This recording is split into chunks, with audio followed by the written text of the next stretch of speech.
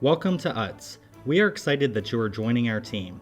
In this brief orientation, we will introduce you to some safety rules and concepts that will apply to all of our manufacturing facilities.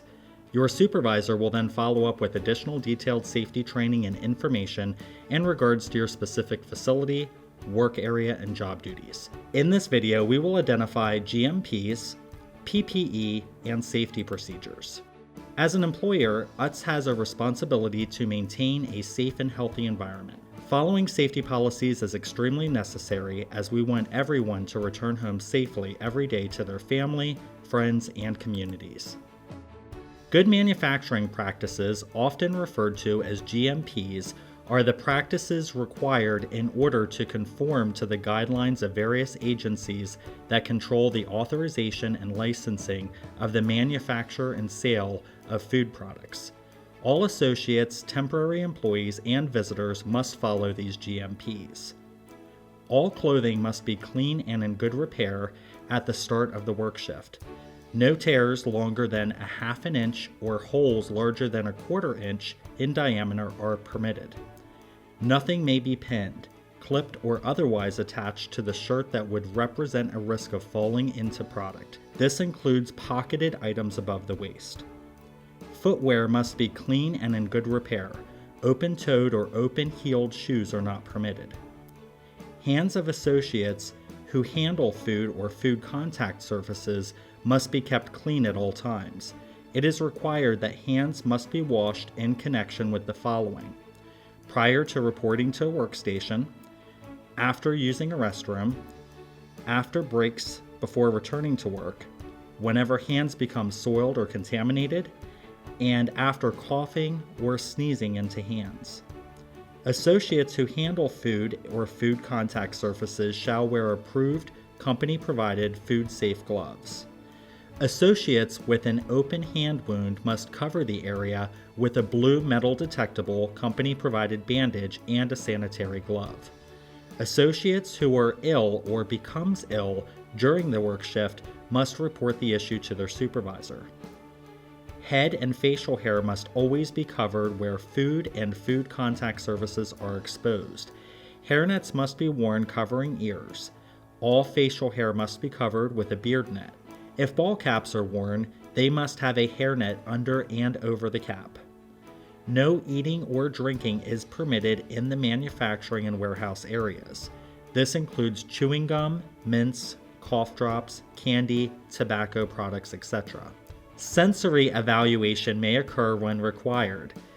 Product must be consumed at the hand wash sinks and hands must be washed immediately after consumption. Company beverages may be provided. Beverages must be dispensed into a single-use cup and immediately disposed of after consumption into a trash receptacle in close vicinity. Possession, use, or consumption of any medicine or drug is prohibited on the plant floor and in the warehouse areas. If necessary, medicine shall be stored in a secure location. Smoking is prohibited anywhere inside the facility. Jewelry including watches, necklaces, bracelets, earrings, and rings, body piercings, and the like are not to be worn inside the plant. If a ring cannot be removed, it may be taped over thoroughly and worn inside a sanitary glove. The only exceptions to this policy are plain wedding bands that have no stone settings and medical alert jewelry. Fingernail polish, fake fingernails, eyelashes, etc. are prohibited. Fingernails must always be kept clean and neat. Personal belongings are to be stored in a locker or approved space outside of production only. Personal food and drink must be stored in designated areas only. It is imperative that the following protocols are always followed prior to entering the manufacturing floor. Non-skid, slip-resistant shoes must be worn at all times. Be sure that your shoes fit well, are clean, are in good condition, and have good traction. Floor surfaces that you will walk on throughout the day could become wet, oily, and/or slippery. Hairnets and beard nets, if applicable, are required to be worn at all times. Hairnets should cover all of your hair and ears. Beard nets should cover all facial hair, including mustache. If hearing protection is required in your facility or work area, earplugs will be provided and shall be worn at all times in designated work areas. In case you are not familiar with how to properly insert earplugs, follow these 3 steps. First, reach over your head with a free hand, pull your ear up and back, and insert the earplug well inside your ear canal. Stop pushing the earplug when your finger touches your ear. If properly fitted, the end of the earplugs should not be visible to someone looking at you from the front. Hands must be freshly washed upon entering the manufacturing floor. Keeping hands clean is one of the most important steps we can take to avoid getting sick and spreading germs to others. Safety starts with each individual committed to working safely and following all the established safe work practices for your job. Do your part to reduce injuries by learning how to prevent accidents. This starts with you knowing how to do your job properly, the way that it was designed to be done. Use safe work practices all the time. Report all incidents to your supervisor, no matter the severity, as soon as possible. And always report near misses and any unsafe conditions you may observe. In the event of a medical emergency, dial 911. If it's not an emergency, refer to your site's list of approved medical providers. So what is your responsibility in regards to incident reporting? What incidents should be reported? All of them. When must incidents be reported? Immediately. To whom must incidents be reported to? Your supervisor. The UTS Emergency Responder Program consists of employees trained in first aid procedures who can respond to emergencies or situations that require first aid care. The most up-to-date list of emergency responders can be found on the employee bulletin boards and at strategic locations throughout our facilities. Your supervisor will address your building's specific practices on how to communicate an emergency and how to summon first aid responders for help. In the event of encountering an injury that involves blood or bodily fluids, it is important to take precautions. Bloodborne pathogens are microorganisms present in human blood that can cause disease in humans. Never attempt to clean up any blood or bodily fluids without proper training and company authorization.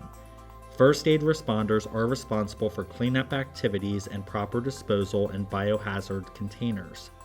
If exposed to blood or bodily fluid, report it immediately to your supervisor. Each plant or location has its own emergency evacuation plan. These plans have been put into effect to ensure that all personnel can safely evacuate in the event of an emergency. Circumstances that can warrant an evacuation could include a fire, bomb threat, atmospheric hazards, chemical spill, or structural damage to the building. All employees need to know how to evacuate and where to report once outside of the building. This information can be found on your building's emergency action plan, which shows the outside meeting areas for the specific facility. Emergency evacuation maps are located at strategic areas throughout operations in order to inform everyone where the assembly points are located. All employees should immediately leave the building through the nearest exit, closing all doors as they leave. All employees must be accounted for once outside of the building. In the event of being confronted with a fire, contact or have someone contact a supervisor and communicate the nature and extent of the fire. Never attempt to fight a fire unless trained to do so with a fire extinguisher and assisted by another person. Please study the emergency action plan for your building and/or department and know where you are to meet outside the building if you are instructed to evacuate the building. UTS is committed to providing a safe and secure workplace for our associates. Unfortunately, violence can be a part of the world that we live in and can occur without warning, regardless of our location at the time. Although workplace violence is a broad term subject to individual interpretation, it is generally defined as an act of violence or threat of a violent act that occurs in or is related to the workplace and entails substantial risk of physical or emotional harm to an individual or group of individuals. Examples of workplace violence could include, but is not limited to, a written or verbal threat of violence, a physical attack or act of violence, or other unacceptable behavior intended to intimidate, harass, coerce, abuse, or assault a coworker. In some instances, it can be the result of a domestic situation spilling over into the workplace, which may involve some sort of threatening or violent behavior.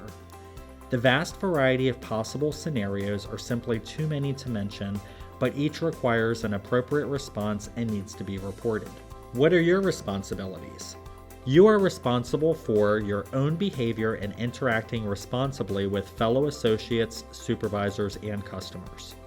Familiarize yourself with the UTS reporting procedure.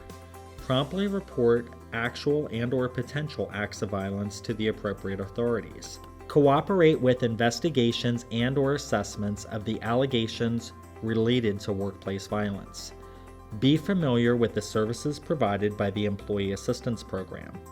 Inform appropriate management personnel about restraining or protection from abuse court orders related to domestic situations so that the site management is aware and can offer assistance as appropriate.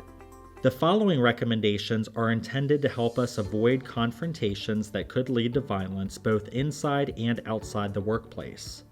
Situational awareness. Be aware of your surroundings and your current situation, particularly when in an unfamiliar place, setting, or around unfamiliar people.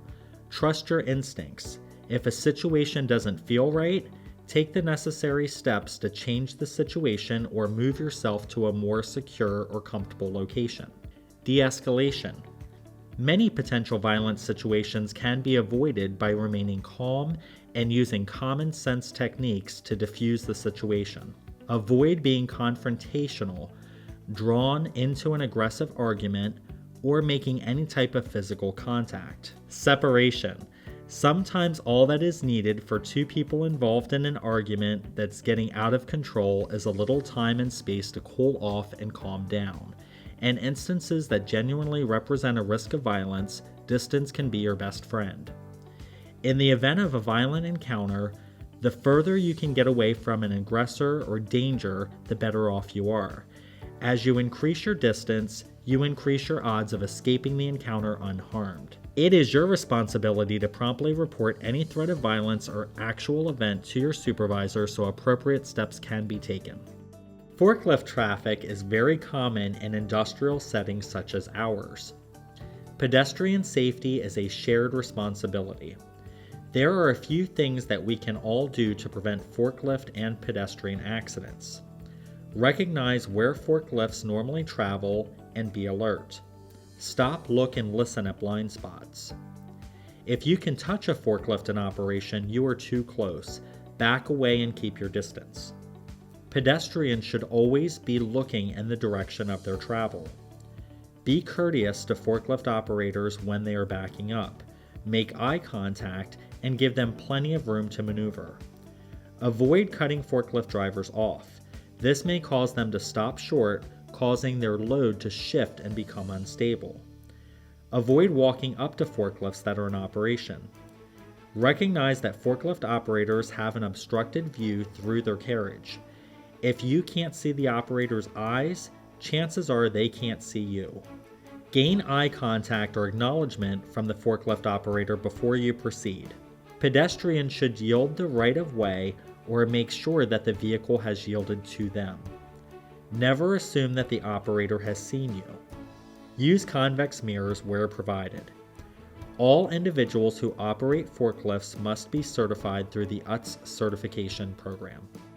Personal protective equipment, or PPE, will be issued by your supervisor. It is your responsibility to keep this equipment in good working order, wear it when it's required, and report any damage to this equipment to obtain replacements as necessary. PPE includes such things as clothing, footwear, glasses, and head protection, to name a few, which are utilized to protect yourself from hazards. It is UTS's responsibility to assess the appropriate PPE that is required for each job, purchase the appropriate PPE, make sure the employee is fitted appropriately for the PPE, and train the employee on how to wear and utilize the PPE. Of course, PPE needs to be maintained, assessed, and updated on a regular basis. The Hearing Conservation Program at UTS is designed to protect those working in designated areas where the noise level could be harmful. Specifically, those who are exposed to a level of noise at 85 decibels or higher needs to be included in this program and must wear company-provided and approved hearing protection. In addition, we monitor these individuals through annual audiometric testing to measure the effectiveness of our program. Your manager or supervisor will instruct you if you are to wear hearing protection. If you are required to wear hearing protection, you will then be shown the proper way to wear and maintain it. Lockout is the process of blocking the flow of energy from a power source to a piece of equipment, thereby making it safe to work on. Lockout is accomplished by installing a locking device to the power source so equipment powered by the source cannot be operated or turned on, even by accident. A lockout device is typically a padlock, block, or chain that keeps a valve or lever in the off position. When a lock or tag is attached to an energy isolating device, it shall not be removed by anyone other than the employee who affixed it. Locks and tags shall never be bypassed, ignored, or otherwise defeated. If you encounter a piece of equipment that is locked or tagged out, leave it alone and contact your supervisor if you need access. The purpose of the UTS Hazard Communication or HAZCOM program is to ensure that information about the dangers of all hazardous chemicals used throughout the company are known by all affected employees and to assist in providing a safe and secure work environment. All departments of the company participate in the Hazard Communication Program. Federal law requires employee participation. Training under this program is a joint responsibility of management and the supervisory staff within each department. All containers received and stored at UTS will be clearly labeled as to the contents, hazard warnings, and the name and address of the manufacturer. Receiving department personnel at each plant share this responsibility. Upon arrival, if a container is found to be lacking or has a deficient HAZCOM label, one will be prepared and attached to the container. The warehouse supervisor or lead person in the area is responsible for examining incoming lots for label compliance. This includes all chemicals, even such things as hand soap, ink for printers, or simple cleaning agents. Never use any chemicals that you have not been trained to use. Always use the proper PPE and follow all safety regulations and policies where applicable. If there is a question or you are not sure about a procedure, stop and ask before using the chemical. All secondary containers must be labeled to identify what is inside the container. Each department head is responsible for the hazardous materials in his or her department. This includes inventory, safe storage, and handling by employees, providing personal protective equipment if needed, and having up-to-date safety data sheets for each chemical made available to each employee of the department as a reference and information source. The purpose of the Confined Space Program is to protect employees from the health and safety hazards associated with entering a permit-required confined space. The basics of the program consist of the following. We have identified permit-required confined spaces. We want to prevent unauthorized entry into these confined spaces. We want to protect authorized employees from potential hazards through an entry permit process. We have identified all permit-required confined space entry locations in our facility. No one is to enter these areas unless trained and authorized to do so. All authorized personnel need specialized training and must be under the direct supervision of someone authorized to grant entry to such a location. All such locations have been identified with signage. No one is to enter a confined space that is permit required unless properly trained and instructed to do so. Such a situation would be under direct supervision where all criteria for such an entry shall be met. Written authorization is required and only trained personnel may perform or be involved in such entry. Examples of confined spaces could include oil tanks, vats, hoppers, pits, manholes, and vaults. Slips, trips, and falls are the third leading cause of death in the workplace. Internal statistics for UTZ company-wide identifies these types of incidents as one of the largest causes of injuries for our associates, typically resulting in lost time or restricted duty.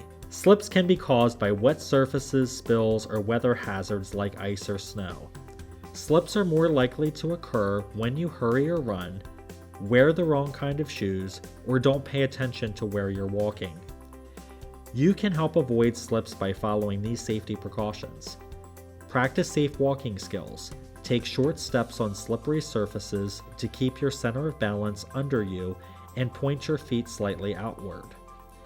Clean up or report spills right away. Even minor spills can be very dangerous. Don't let grease accumulate at your workplace. Be extra cautious on smooth surfaces such as newly waxed floors. Trips occur whenever your foot hits an object and you are moving with enough momentum to be thrown off balance. You can help avoid trips by making sure that you can see where you are walking. Don't carry loads you cannot see over. Keep walking and working areas well lit, especially at night. Keep the workplace clean and tidy. Store materials and supplies in the appropriate storage areas. Arrange furniture and office equipment so that it doesn't interfere with walkways or pedestrian traffic. Properly maintain walking areas and report potential maintenance-related hazards. To avoid falls, consider the following measures. Don't jump off landings or loading docks. Use stairs. Repair or replace stairs or handrails that are loose or broken. Keep passageways and aisles clear of clutter and well lit. Wear approved non-slip shoes as required in manufacturing areas. Ladders and stairs are a part of our everyday lives, but can cause injury in the event of a slip, trip, or fall. Safety precautions for ladder use include the following. Inspect the ladder for defects before you use it. Select a ladder with adequate length and load limits. Do not use metal ladders near electrical lines. Do not tie ladders together to make them longer. Set the ladder on a firm, solid surface. Set the ladder at a safe climbing angle. Hoist tools and materials up after you have reached the working height. Wear tool belts to help manage hand tools. Safety precautions for stairways include eliminating any slippery conditions on stairways by cleaning up spills and keeping them clean of snow and ice. Keep stairways free of debris and clutter and have proper lighting. Use handrails and keep them in good repair. Report any maintenance needs immediately, and never engage in horseplay. Most of us already know what proper lifting techniques are, but many of us don't always use them. Many times back injuries are a result of an accumulation of events or mini strains, not the result of a single incident. As with the rest of our body, good health takes a commitment. By following these tips on proper lifting techniques, you can maintain a strong and healthy back. Proper lifting techniques. Plan the lift. Place feet shoulder width apart and close to the object. Bend at the knees. Get a firm grip. Lift with your legs, keeping your back straight. Lift evenly and slowly, avoiding jerking motions. Keep the load as close to your body as possible. Avoid twisting and turning. When setting the load down, follow the steps in reverse. When using a cart, push whenever possible. It's easier on your back and gives you more control. Basic back care. Make sure that you always stretch before lifting. Slow down during heavy, repetitive lifting. Maintain a good core strength through regular exercise or stretching routine. Refer to your doctor or medical provider for exercises specific to your needs. Machine guards are in place to protect us from the moving parts of equipment that could hurt us if a body part came in contact with it. They are only effective if they're in place and working as designed. Examples of machinery that should have guards in place would be machinery with rotating parts which can grab clothing, fingers, or hair and pull you into the machine. Contact with rotating parts can cause severe fractures and crushing injuries. Machines that have reciprocating parts that move back and forth or up and down. They can strike you or force you to become caught between a moving and stationary part. Impact with reciprocating parts can also cause crushing injuries or even amputations. Tools that cut, sand, or grind generally include some sort of guarding from the original manufacturer because they can produce airborne chips and sparks. These flying objects can cause cuts, bruises, or significant eye injuries. Fixed guards are physical barriers that is a permanent part of the machine. They prevent you from reaching over, under, around, or through the hazardous area. This type of guard is preferable because it's simple, durable, and effective. Interlock guards shut off or disengage power when the guard is open. This allows you to easily access the machine for repairs or removing jams. The guard or door cannot be opened while the machine is running, nor can the machine be restarted while the guard is open. Be sure to report any interlock guards that are not working properly to your supervisor. We all have different reasons why we choose to do certain things and why we may not choose to do others. When it comes to working safely, we should all want to choose to make the right decision. We all are different in the way that we think, but there are many common reasons why we should choose to work safe. Think about how the choices you make on the job not only affect you, but also how they affect your family, your coworkers, and the company as a whole. No matter what your motivator may be, we should all strive to work safe. Thank you for your attention. We look forward in having you join the UTS team.